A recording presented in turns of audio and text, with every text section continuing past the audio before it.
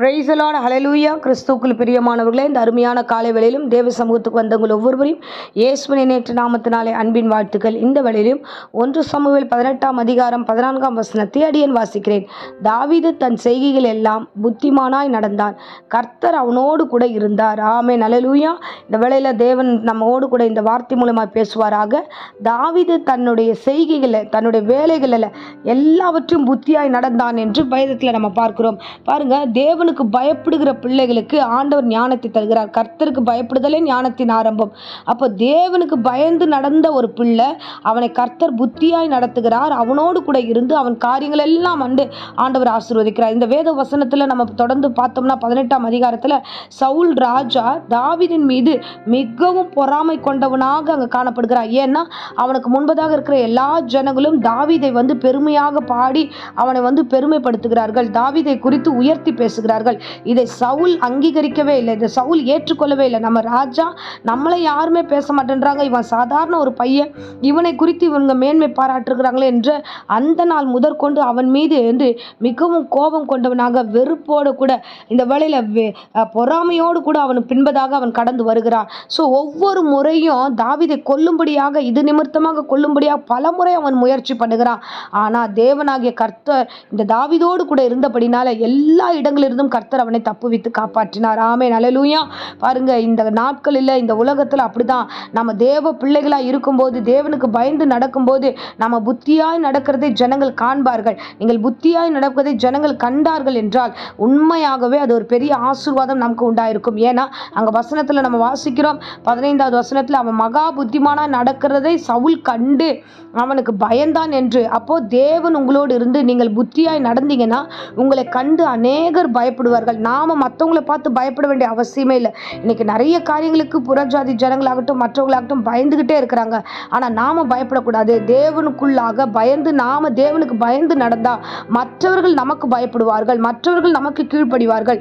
So நாம எப்படி நடக்கணும்னா, ஒவ்வொரு விஷயத்திலும் கர்த்தருக்கு பயந்து பிள்ளைகளாய் தேவன் என்ன சொல்லுகிறாரோ அதை அப்படியே செய்கிற பிள்ளைகளாய் நாம் நடக்க வேண்டும். ஆமென், ஹல்லேலூயா.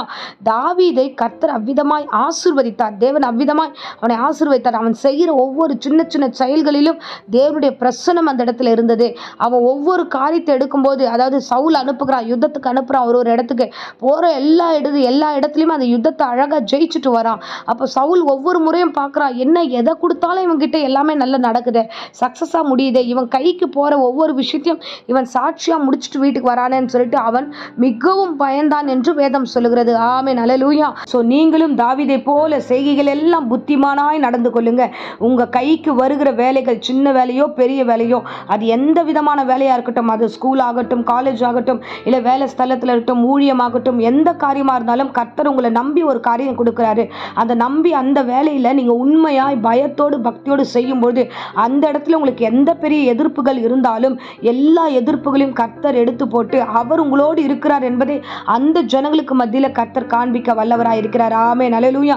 நீ தேவனுக்கு பயந்து கொடுக்கப்பட்ட பொறுப்பை நேர்த்தியாக செய்வீர்கள் என்றால் அந்த செய்கைகளில் கர்த்தர் தாமே உங்களோடு கூட இருப்பார். அங்கே வசனம் சொல்லுகிறது, அவன் மகா புத்தியாய் நடந்தான்னா அப்போ கையில் இருக்கிற வேலையை அவன் பொறுப்பாக எடுத்து, அது என்னுடைய வேலை, கர்த்தர் என்ன கொடுத்துருக்கிறார், என் கையில் கொடுத்துருக்கிறார், நான் விசாரிக்கணும், நான் அதை காரியத்தை செய்யணும், நான் குடும்பத்தை பார்த்துக்கணும், நான் ஊழியத்தை பார்த்துக்கணுன்ற அந்த உணர்வோடு கூட அந்த வேலையில் அவன் தாவீது எப்படி பொறுப்பாய் செயல்பட்டானோ அந்த மாதிரியே நீங்களும் செயல்படும் போது நிச்சயமாக கர்த்தர் உங்களோடு கூட இருந்து உங்களை நடத்துவார். அநேக ஜனங்களுக்கு முன்பதாக, யார் முன்பதாக நம்ம வெட்கப்பட்டு பயந்து ஒடுங்குகிறோமோ அதே ஜனங்களுக்கு முன்பதாக தலை நிமிர செய்து கர்த்தர் தாமே அவர்கள் நம்மளை கண்டு பயப்படுகிற மாதிரி ஒரு பெரிய சூழ்நிலைகளை கர்த்தர் மாற்றுவார். ஆமென்.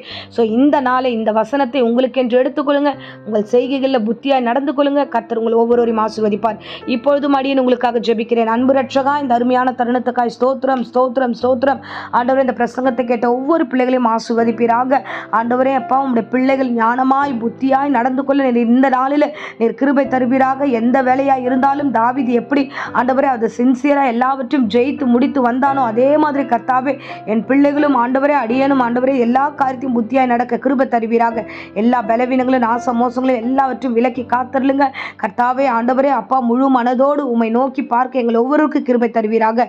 இந்த வேளையில கூட கர்த்தாவே, யாராகிலும் வியாதியோடு ஜுரத்தோடு பலவீனத்தோடு இருந்தா ஆண்டவரே, எல்லா ஜுரமும் வியாதியும் இப்பொழுதுதான் சரித்து விட்டு இயேசு நாமத்தில் நீங்கி போக முடியாது தயவாய் நாங்கள் ஜெபிக்கிறோம்.